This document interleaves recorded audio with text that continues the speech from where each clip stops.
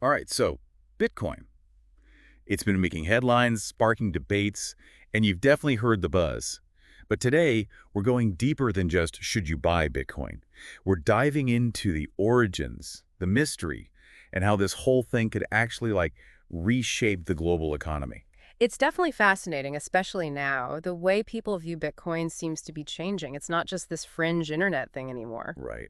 And for a lot of people, that journey starts with the mystery man himself, Satoshi Nakamoto. It's kind of wild to think something this potentially world-changing was created by someone who basically disappeared. It's a mystery that's fueled endless speculation, that's for sure. But what's really interesting is how that anonymity, which seems like a bad thing at first, might actually be a core strength of Bitcoin. So you're saying not having a Mark Zuckerberg or Elon Musk figurehead, that's actually good for Bitcoin. Exactly. Bitcoin's not tied to one person's vision. It's Yeah. decentralized. No single person or entity controls it, not even its creator.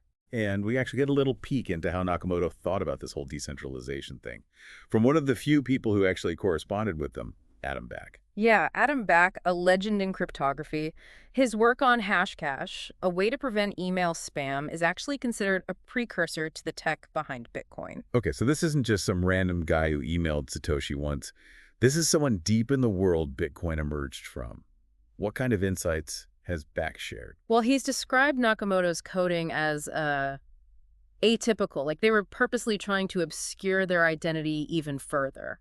And Back said that even in those early days, Nakamoto's vision for Bitcoin was huge, hinting at disrupting the entire financial system. So even back then, Nakamoto's thinking global impact makes you wonder, why disappear? Why not stick around and be the face of it all? It's the million-dollar question, right? Some people think they feared government intervention. Others say they wanted to protect Bitcoin's whole decentralized thing.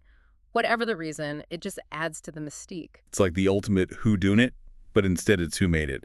But mystery aside, let's get into what Bitcoin is. I keep hearing this term digital gold thrown around. Is that legit or just hype?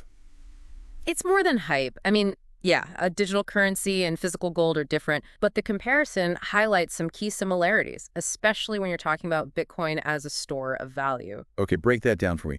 What makes Bitcoin similar to gold in that way? Scarcity. Like gold, Bitcoin has a finite supply, capped at 21 million. It's hard-coded into the technology.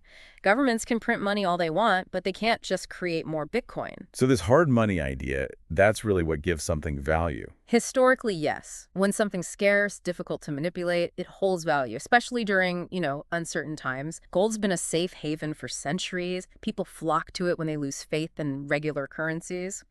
Bitcoin, with its limited supply and decentralized nature, it could offer a similar haven in our increasingly digital world. Interesting comparison. But gold has a bit of a head start, like a few thousand years. Bitcoin's the new kid on the block.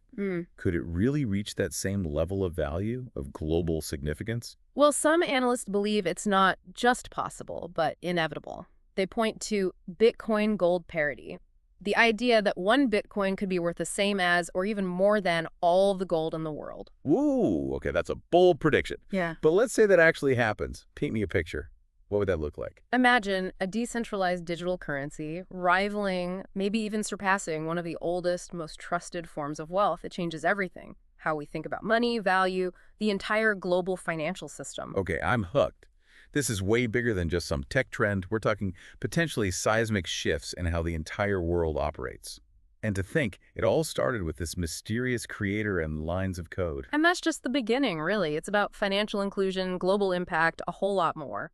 All right, before we get too far ahead of ourselves, let's pause here and unpack some of those ideas after the break. Okay, so we've gone from mysterious Satoshi Nakamoto to Bitcoin potentially hitting, like gold parity. That's huge. But let's talk real-world stuff. You mentioned financial inclusion. Yeah. What's that look like in practice? Okay, so imagine you're living somewhere with crazy inflation, your savings could vanish overnight. Or maybe you're in a remote area, no banks for miles. Bitcoin could be a way out. A lifeline, kind of, for people the current systems fail. Exactly. Bitcoin runs on a global network, decentralized, so anyone, anywhere with internet can use it. No bank permission, no government hoops to jump through.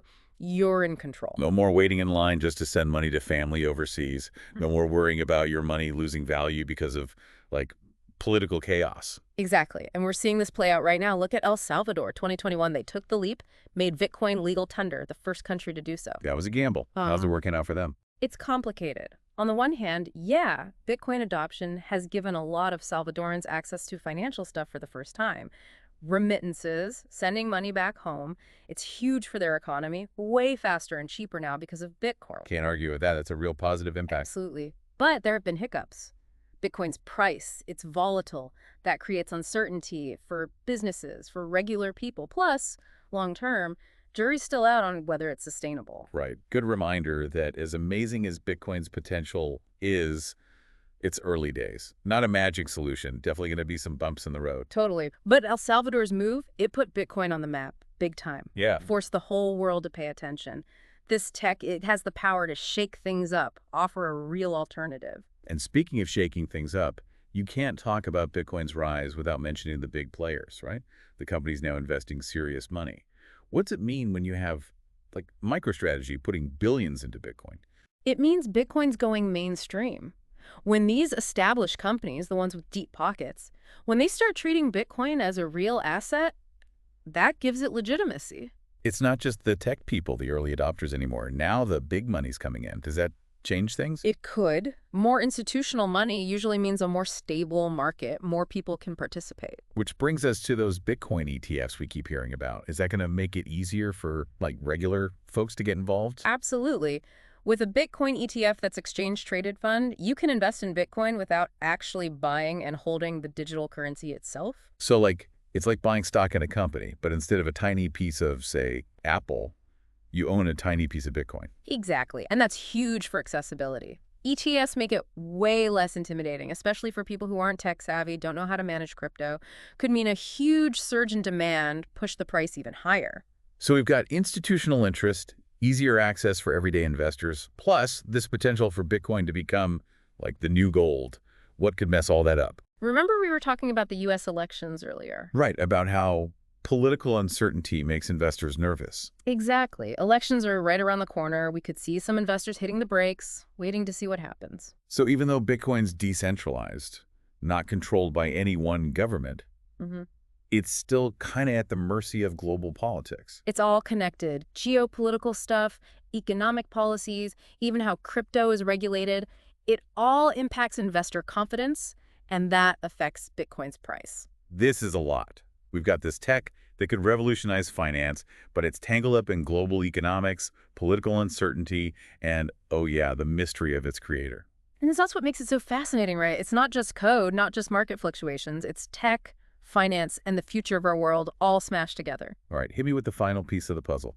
We said Satoshi staying anonymous might actually be good for Bitcoin. But what if that changes? What if Satoshi Nakamoto decides to step out of the shadows? That, my friend, would be a moment for the history books. So it'd be big, for sure. But beyond just, like, the media frenzy, would it actually affect Bitcoin itself? That's the billion-dollar question, right? I mean, on the one hand, coming forward, it could be seen as a good thing. No more crazy conspiracy theories. No more Satoshi's a time traveler or, whatever else is out there. Exactly. Knowing the person, the face behind Bitcoin, it could make it more trustworthy, I guess, to regular investors. More transparency, more trust. Makes sense. Right. But here's the other side of that coin. Bitcoin, it's all about being decentralized. No one person, no government, no thing controls it. Yeah, that's been a big part of our conversation. Bitcoin as this power to the people thing. Exactly. But now imagine Satoshi comes forward, even with the best intentions. They instantly become this central figure. What if they want to change Bitcoin? What if they say something controversial? Could cause some serious drama in the community. Exactly. The people who bought into Bitcoin for those reasons, decentralization, anonymity, they might feel betrayed. So it's not just who Satoshi is. It's about what it does to the whole idea behind Bitcoin. 100%. And honestly, impossible to predict how it plays out. Depends on Nakamoto, depends on how the community reacts, what governments do. It's a lot. A lot of what ifs. But isn't that part of what makes Bitcoin so interesting? This whole, like, push and pull between the known and the unknown, the old systems and this new way of doing things. Without a doubt. Even if Satoshi stays anonymous forever, just the possibility of them being revealed, that'll always be there, hanging over Bitcoin. So where does that leave us? What's the takeaway from all this?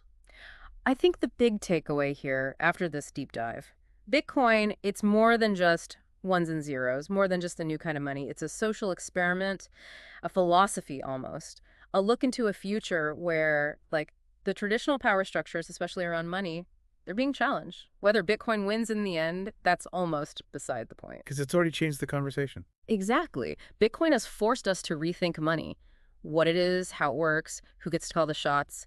And those are questions worth asking, whether Bitcoin's price goes up, down, or sideways tomorrow. This has been wild. From the mystery of Satoshi to, like, potentially changing global finance.